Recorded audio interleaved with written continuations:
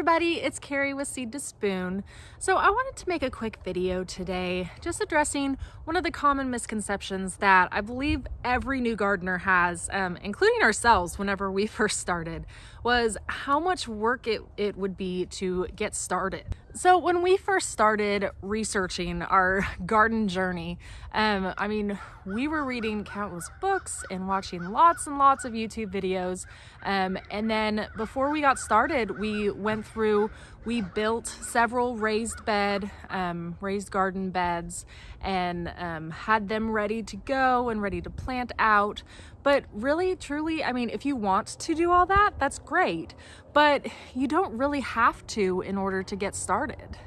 Gardening is all about having fun and getting outside and growing your own food and just feeling healthier and living a healthier lifestyle. So I always try to encourage people to get started as simply as possible and start as small as you want to.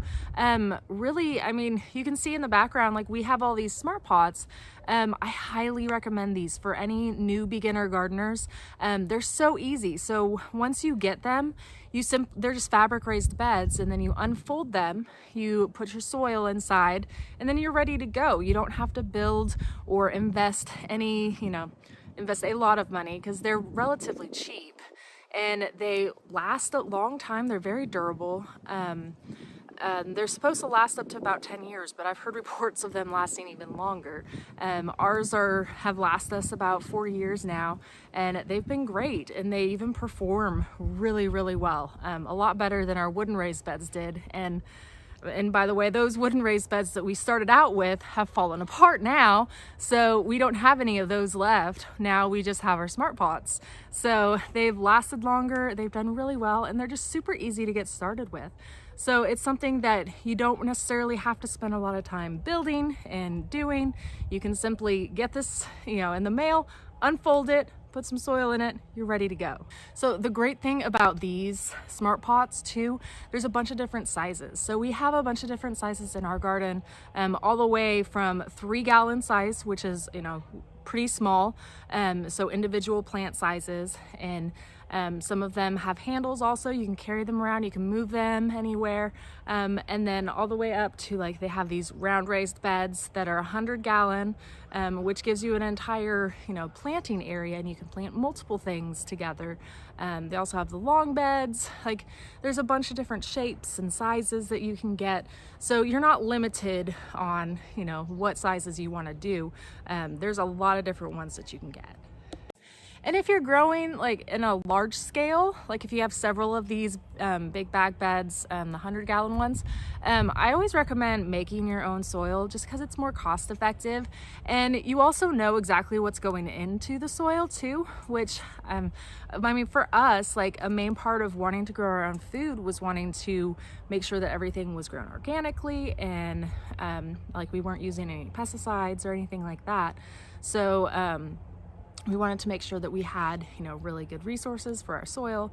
But that being said too, if you are just, growing on a small scale, you can go and get smaller bags of, potting mix from your local nurseries and put that into your smart pot and get started that way too. So you don't have to, start making your own soil and, go all in. You can just go get a bag of potting soil, and that works as well too. So if you were wanting to make your own soil mix, it's not that difficult. What we do is we just do a mixture of 3 different things. So we do a mixture of equal amounts of compost, and we always do compost from a few different sources.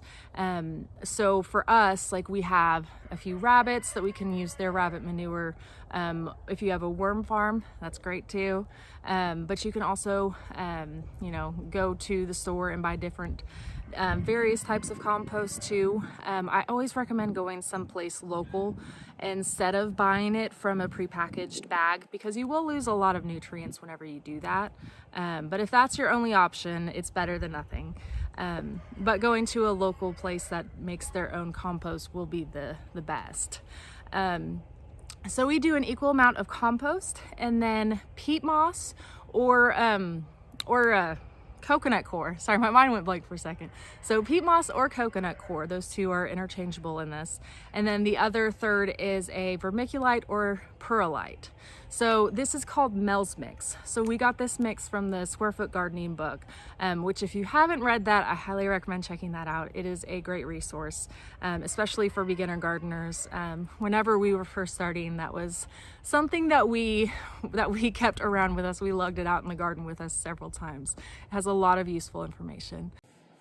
And if you're interested in learning a little bit more about Square Foot Gardening, I made a video all about that too, that talks more in depth about what it is and how to do it and how to save space in your garden. So I will post the link to that in the description as well. So I feel like another thing that we struggled with too was trying to decide what to plant whenever we first started. Because honestly, like if you go through and you start looking at seeds at the seed store, there are so many varieties. So, I mean, it's countless. So I actually made a video a few months ago about like really good things to get started growing with. I'll link to that down below. I highly recommend watching that, and it'll help, you know, give you ideas of what you should get started with growing too. The biggest thing that I do always recommend planting though is to make sure it's something that you like and something that will like actually work for you in your area too. So once you decide what you're gonna grow, make sure, if you haven't already, download our free app from Seed to Spoon. And there's over 100 different fruits, vegetables, and herbs on there, and it'll walk you through growing. So whether you start by seed or transplant on there, it'll walk you through like when you can plant it outdoors, or if it's one that you should start indoors. And it'll walk you through all the way, you know, how to manage pests, various pests organically with it, all the way to like harvesting and what to do with it once you harvest. So what should you do with it in the kitchen?